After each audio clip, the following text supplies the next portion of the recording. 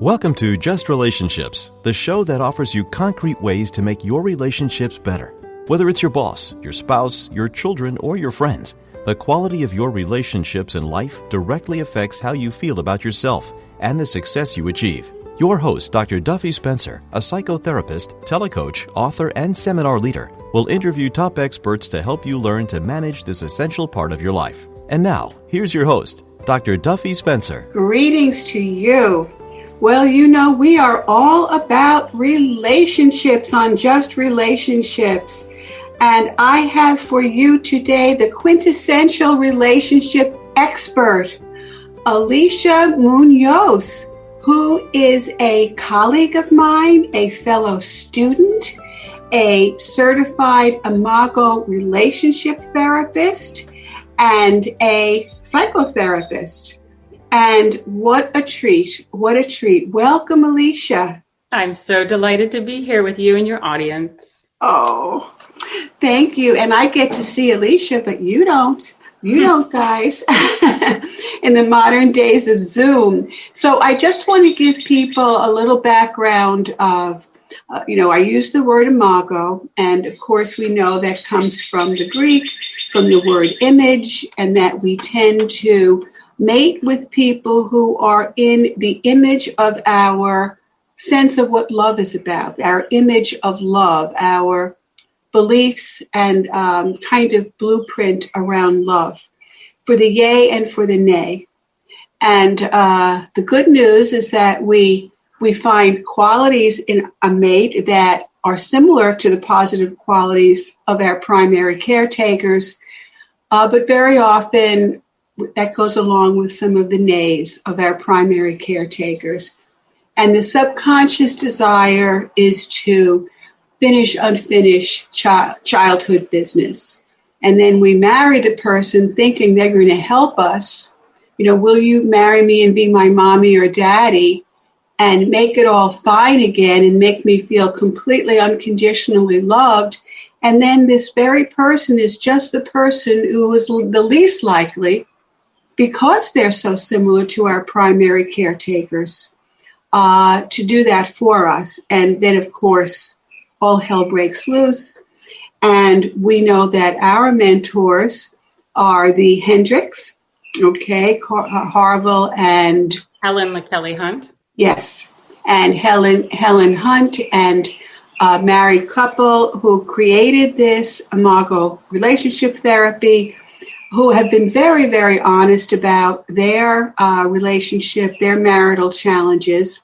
So tell us, my goodness, we graduated together, 10, 12, 14 years ago. I don't even remember. But as a marital therapist, I use other modalities also, but the Imago Relationship Therapy is just so fabulous. So before I ask you to comment on any of that so far, I just want to let people know the nature of your books, okay? You have written 3 books, and we have No More Fighting, okay? 20 minutes a week to a stronger relationship. Can you imagine 20 minutes a week and you don't have to fight anymore? What a concept. Excellent. And then we have A Year of Us. 1 question a day to spark fun and meaningful conversations. So I'll just read 1 question. So fascinating. I love this. I love this stuff, Alicia. Okay, what are some subtler ways we're similar than most people don't notice? So looking at our similarities. Okay, I'll read another since you talked me into it. Okay, 126 out of 365 questions. If I'm mad at you, what's the secret to expressing my anger in a way you can hear so I don't bottle it up and grow resentful? My goodness, Alicia, how you came up with these questions, just absolutely brilliant. I mean, I knew you were smart. I always knew you were smart, but I didn't know you were that smart. Okay. And then we had the couples quiz book. 350 fun questions to energize your relationship. So I can, these are quizzes. These are quizzes. So it's very good because you are not only learning about yourself, but you're guessing about your partner, right? Your partner would most love to take you to which continent, and then you name the continents. So how well do you know your partner? And I will say, Alicia, that there are such incredible challenges that couples have, that the number one elixir, which we know so well, to give us a running start is empathy. So the more I know my partner, the more I can dive into their head, their perspective, the better it is. Okay. Absolutely. So tell me we have such a short time. I know it may sound like a long time, half-hour show, but and luckily you're coming back next week, so we're going to have part 2 with Alicia Muñoz, and to learn all about relationships and making them fabulous. So speak. Whatever you want to say is fine with me. You just encapsulated so many important concepts in that beautiful introduction. Thank you for that. You're welcome. I was struck by this idea of empathy and the importance of empathy as an elixir in relationships. And I think we all have that capacity initially in our lives, even if we've been through traumatic situations or had very challenging relationships with our early caregivers. I think that what being in a couple offers us is the opportunity to develop a kind of empathy that's multi-leveled and complex. It's easy to be empathic in a moment. It's easy to be empathic in one situation or, for your partner in a brief period of time, but to cultivate this ongoing empathy, not only for your partner, but for yourself. It's kind of like patting your head and rubbing your stomach at the same time, or juggling. It requires a diversification of your empathic abilities. And that takes practice, like learning scales on a piano. It's something that being in a relationship gives you that opportunity to get empathic, be empathic in a really complicated and complex way. Maybe complicated is the wrong word, but it's less about getting unconditional love forever and never feeling pain, and more about developing this ability to understand life in all of its complexity. Yeah, complexity is the perfect word, and there are so many layers. And when we look at the subconscious, it used to be like an 80-20, 80 subconscious and then 20 conscious, but now it could even be 95% in the subconscious and only 5% in the conscious. So people have all of these incredible needs and drives and beliefs and thoughts, and you ask people to question their beliefs as well. Yeah. And I think that often if clients or people or couples come into a therapy room, it can be challenging to have that request or that inquiry of like, okay, change, right? Your partner's saying change. Yeah, right. The therapist is saying on some level, let's be open to change. Right.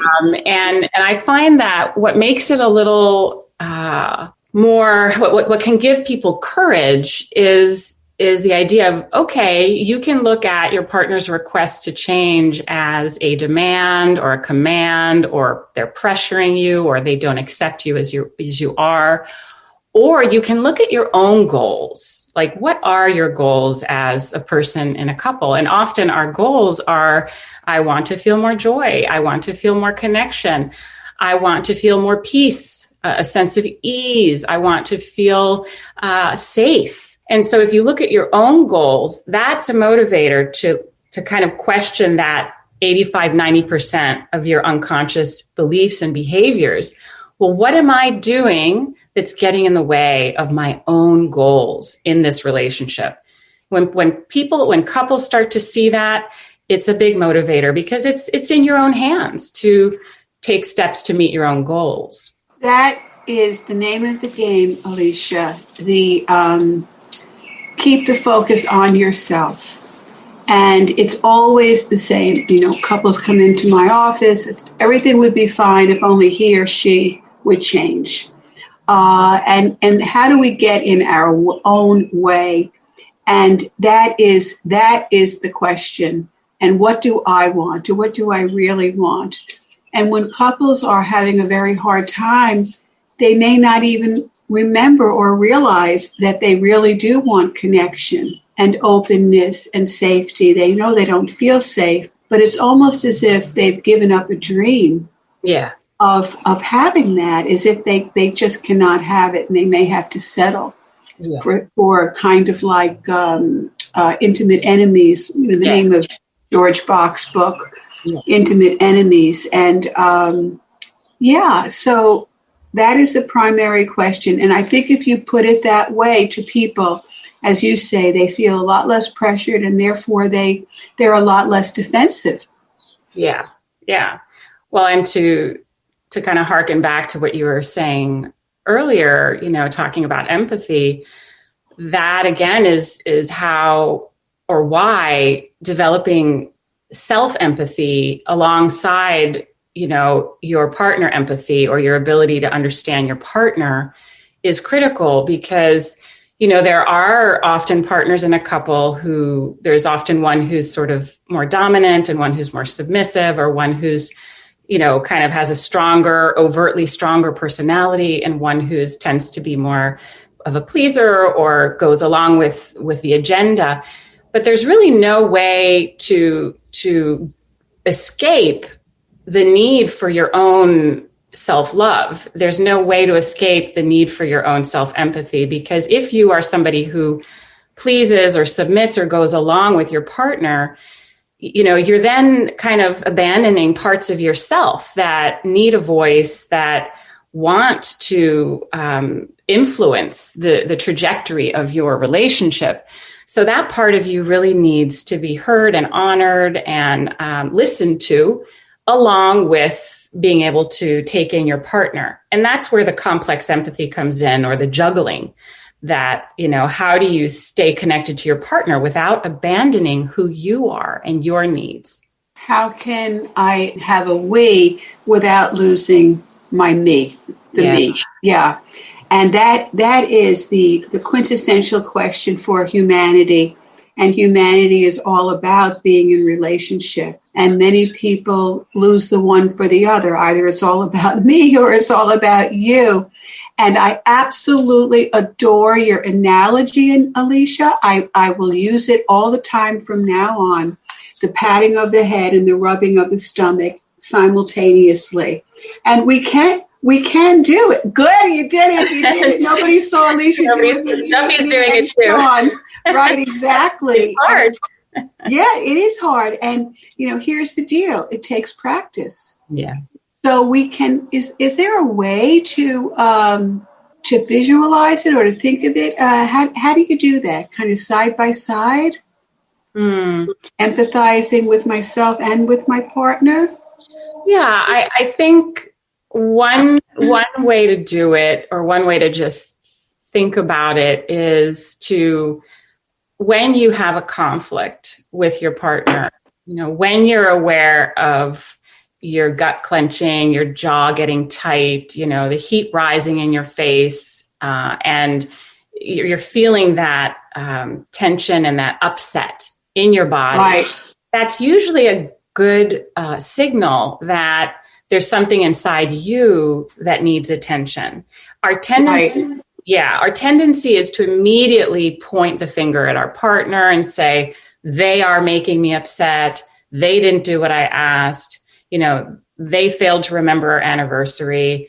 They left the toilet seat up, or whatever it is that's triggering you. And the challenge there, and the invitation, is to kind of go inward and develop that empathy for yourself, right? To see, okay, what feelings are coming up, and what are the deeper feelings that are coming up?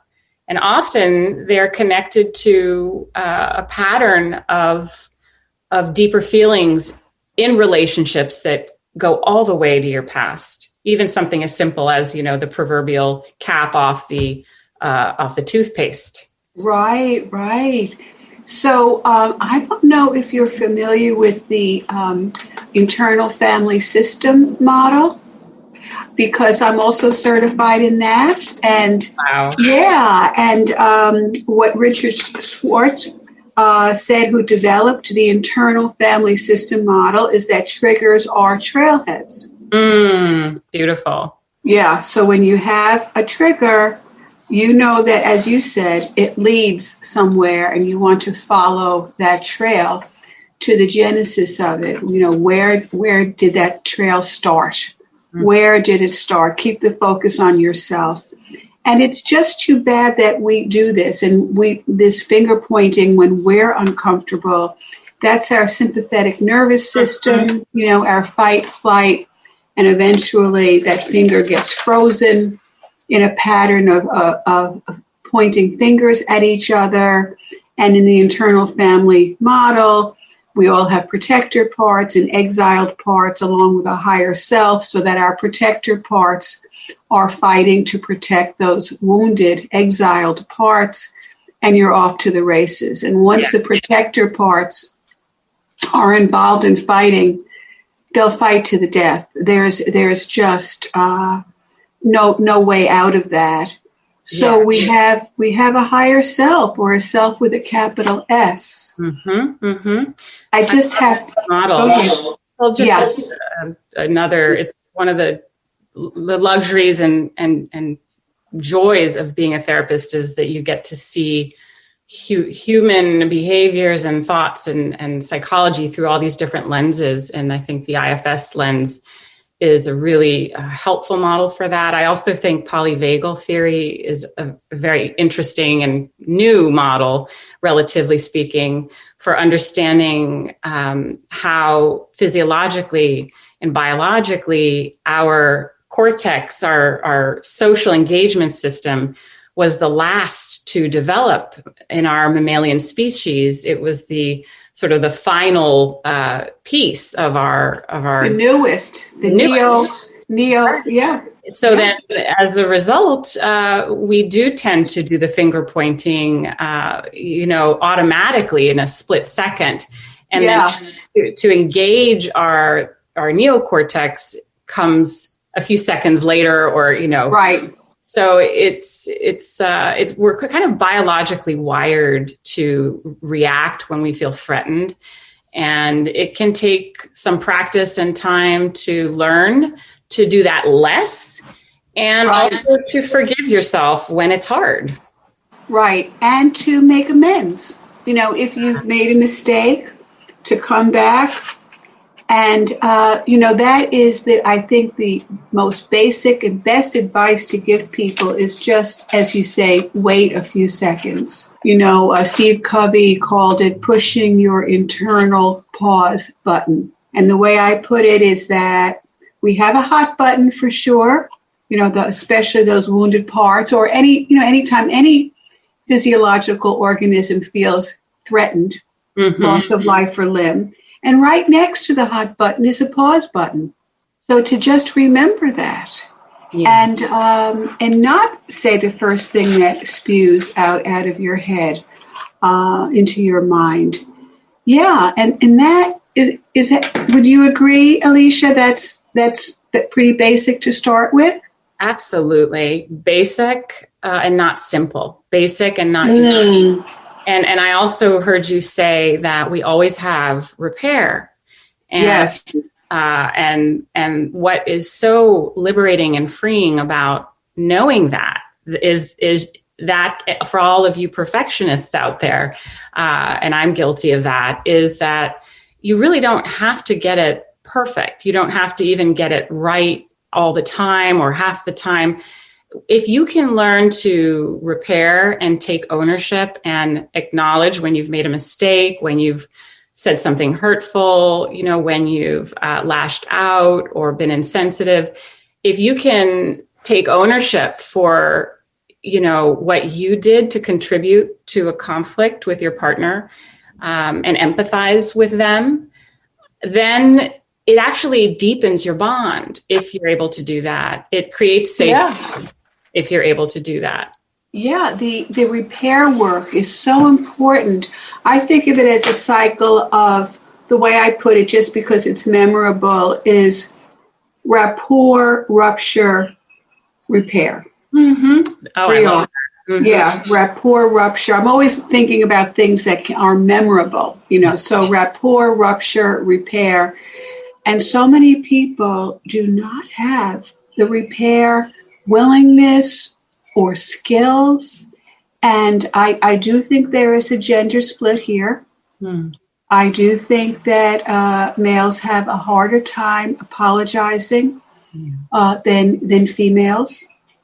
I think that because of toxic masculinity, males are so afraid, to lose ground, so that they might be perceived of as weak.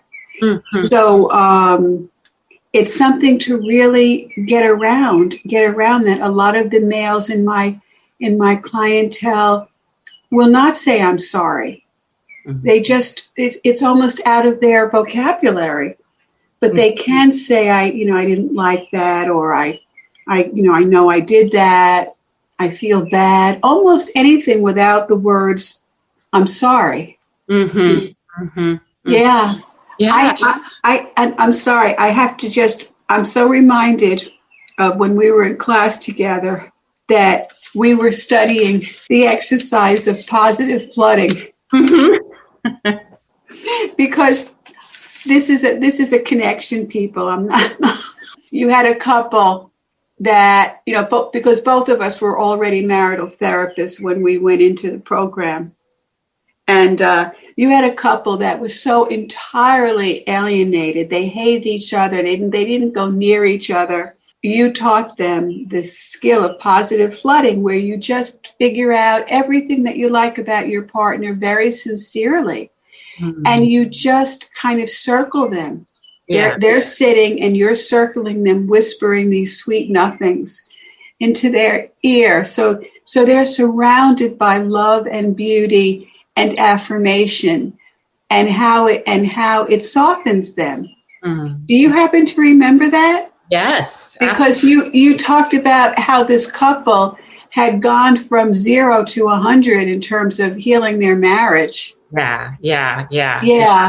Well, that's a very powerful tool. It can bypass people's defenses, and be so kind of disorienting and in a positive way of, many of us don't realize how many days and weeks and months and years we're just kind of living our lives without hearing the things we want to hear, like, you're so special, you're such an amazing provider, you're so supportive, you're the best thing that ever happened to me, I love your body, I love your eyes, or whatever it is. So this flooding exercise, and really it's something anybody in your audience could try, is this practice of one person receiving a lot of genuine positive affirmations about their character, about their body, about their mind, and the other person generously lavishing them with love in the form of words and affirmations. You can imagine how that could just really melt somebody and fulfill them. And in that moment, it's deeply powerful. Often people cry who are on the receiving end. They're often disarmed by the power of receiving all these messages that they've really never heard in this concentrated way. Right. That it is so concentrated. Because they can afford to soften. We were talking about the sympathetic nervous system, how we are hardwired to survive, fight, flight, and freeze. And but the crying is from the parasympathetic. Mm-hmm. So, the rest and digest part of us. So we do not cry in the sympathetic system. We are fighting or fleeing or freezing. But when we're looking to come down and relax, like the threat is over. Mm-hmm. The threat is over. Mm-hmm. And animals in the wild get it. And immediately they either died or they were killed or they're free from being prey. And they go on their merry way. But we, human beings, we keep saying, I can't believe he said that to me. I can't believe she did that. How could she be that way? And we stew and we stew and we stew. And our adrenaline glands are working so hard. And the adrenal glands are not meant to be permanent. As you write in your book, feelings are temporary. And the stress is just for that particular moment, not the whole day. But we don't know to do that. Mm-hmm. Yeah. Yeah. It's interesting what you're talking about. There's a concept that the Nagoski sisters write about in their book, Burnout. And it's this idea of completing the cycle. And you were mentioning animals in the wild, and, either, the gazelle is eaten and that's that, or somehow the gazelle kind of escapes the threat.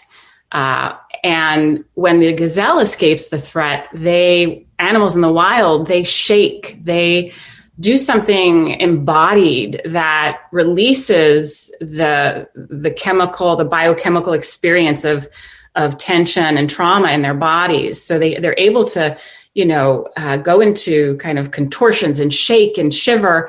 And then when it's done, they've completed the cycle. They can jump up, run around, go, their merry way.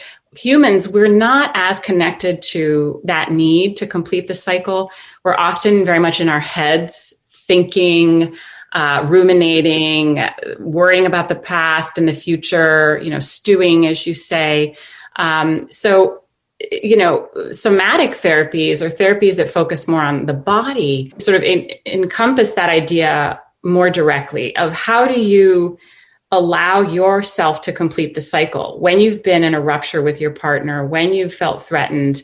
Do you go for a run afterward? Do you do yoga? Do you jump up and down? Do you do something physical that allows you to move through that part? Or do you just sit in a chair, stewing, looking at your iPhone, ruminating, and then all of that gets stuck in your body? Yes, it gets stuck in your body. And when I do this kind of work with people, sometimes it's called emotional discharge, about you can jump up and down, you can put the name of someone on your sneakers and then just pound the pavement. I know, and we have to close this. I told you, didn't I tell you? Yeah. Okay. So, my final point here is that it's so countercultural to tell someone, they can bite a towel, they can yell into a towel, they can stomp, they can curse. And if they don't want to do it physically, they can do it in their imagination. Mm-hmm. They can do it. That's what we have as human beings, our imagination. Alicia Muñoz, author of The Couples Quiz Book, A Year of Us, and No More Fighting. You are coming back next week, and I am so thrilled. So thank you so much. And Muñoz is pronounced M-U-N-O-Z, Alicia Muñoz, M-U-N-O-Z. You can get her books online at the very least. Thank you, Alicia. I'm so glad I get to be with you for another show. You're so welcome. Yes. I'm glad too. I look forward to it. Oh, thank you. And so everyone, just know that this is Dr. Duffy Spencer saying goodbye to you and wishing you great relationships.